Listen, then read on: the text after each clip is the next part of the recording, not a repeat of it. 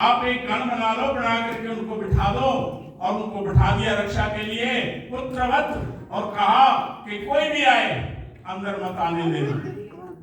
ऐसे मां पार्वती ने गेट पर मुख्य दरवाजे पर बैठा दिया बनाकर, और भगवान शिव आए और आकर के उन्होंने कहा, अंदर जाने लगे तो उन्होंने रोका, ठहरो, मां पार्वती या माता स्नान कर रही है, आपको उनकी आज्ञा के बिना अंदर प्रवेश वर्जित है, अंदर नहीं आप जा सकते। अब भगवान शिव कोई पहले उन्होंने नहीं इस बात का आभास किया और कहा कि मेरा घर, मैं जा रहा हूं। उनको थोड़ा सा अटपटा लगा, उसको समझाया, बालक मैं यही हूं, मैं ऐसे हूं, मेरा अपना परिचय है। लेकिन उन्होंने कहा नहीं, मेरा ये आज्ञा पालन, माता की आज्ञा है। आखिर कहते हुए क्या हुआ, गणों के द्वारा, गणों से युद्ध हुआ, युद्ध में छक्के छुड़ाए गणेश जी ने, और चढ़ाते चढ़ाते जब बहुत ऐसा विकराल रूप बन गया, भगवान ने त्रिशूल के द्वारा उनके गर्दन को काट दिया।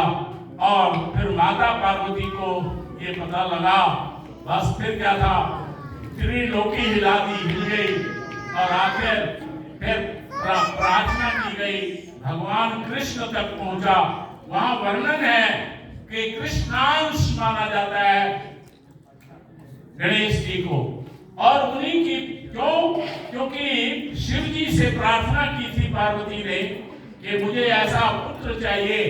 उन्होंने गम गणपतये नमः, गम शब्द का उसको उच्चारण करने के लिए कहा। मां पार्वती ने वो व्रत किया, और व्रत के प्रभाव से उनको पुत्रोत्पत्ति का संकल्प था। तो इस प्रकार से एक तो है ये प्रमाण। दूसरा, परशुराम जी जो राम अवतार में परशुराम हुए, वो परशुराम भी भगवान शिव के ही बड़े उनको गुरु मानते थे, उन्हीं से परशु उनको मिला था। वो परशुराम जिनके पिता जमदग्नि ऋषि थे और उनको मार दिया गया था किसी ने, तो उन्होंने प्रतिज्ञा की कि इस वंश को मैं खत्म कर दूंगा परशु के द्वारा।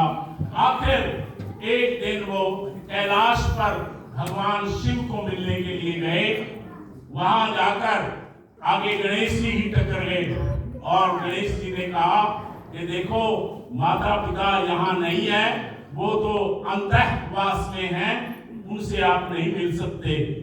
अब उनकी दोनों का विवाद हुआ, विवाद मल्ल युद्ध में बदल गया, और मल्ल युद्ध में बदलने से उन्होंने परशु का प्रयोग करना चाहा, तो ब्रह्मास्त्र की तरह वो परशु था, और आखिर भगवान गणेश ने सूंड में उनको लपेट लिया, और जैसे परशु करने लगे, दांत से परशु को पकड़ लिया, और दांत परशु से एक दांत छिन्न गया, अलग हो गया।